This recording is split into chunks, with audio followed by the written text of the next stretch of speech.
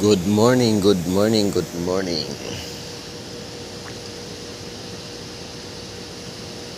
Ayun o, nagkapasok sila.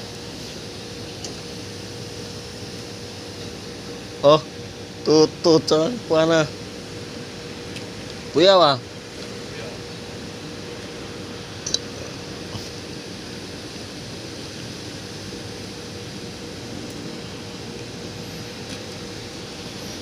Nagkapasok sila. Sana all. Doon yan sa taas, yun o, second floor. Siguro may hinahabol sila na order. Dito sa baba, wala.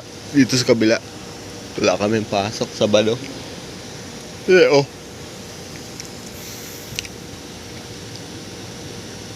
May tinatapos siguro yan. Kasi this week, maraming kumbaga maraming order sa ibang bansa, maraming deliver. Kaya dapat maraming replenish pa or gawa.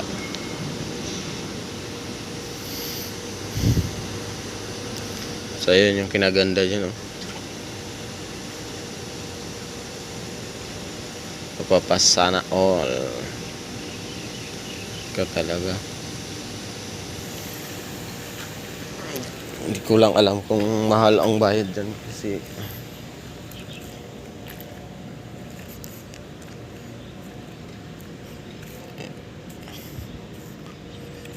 minsan palit araw yung yung style na katulad ng karaan, pinalit lang nila yung araw ng Sabado.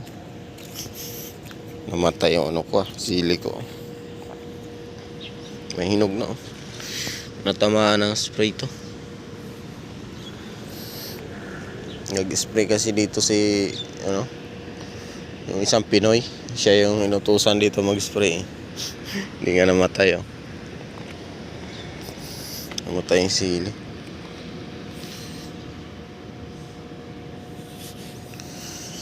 Ganun talaga.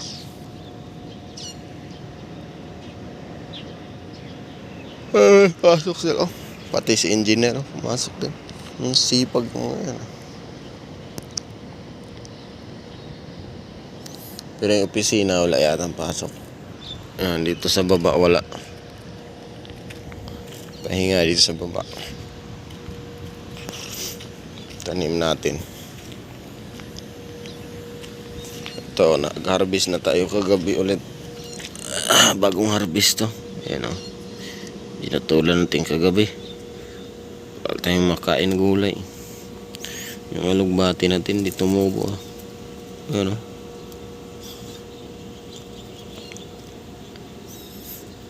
Hindi hiyang yung alugbati. Dito yung kangkong yung hiyang.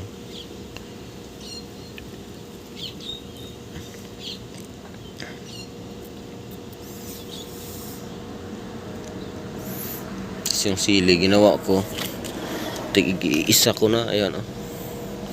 Kasi ang nagninilaw yung dahon, sobrang payat nung marami sila. Maliit kasi yung lagayan, yung nutrients ba, parang nag-aagawan pati ng tanglad. Hindi kasi maka-penetrate or yung ugat nila ba.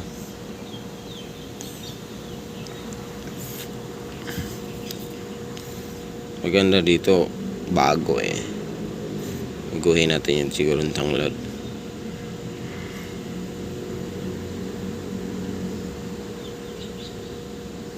Ayan, oh. Ginawa ko sa sili, isang puno na lang. Kada Tapos pinalitan ng lupa. Ayan, mulaklak naman, oh. Kasi nag-aagawan sila sa nutrients kasi ang dami nila dun sa isang paso. Pinatay ko na lang yung iba kasi hindi naman napapakinabangan, hindi nakakabunga, namamatay.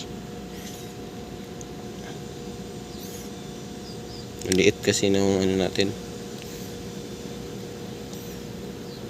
Sana sila niyan. Nilagyan ko ng mga kuhol, oh, napatay na. Ang problema naman ngayon nilanggam, oh. Sugpuin natin itong langgam.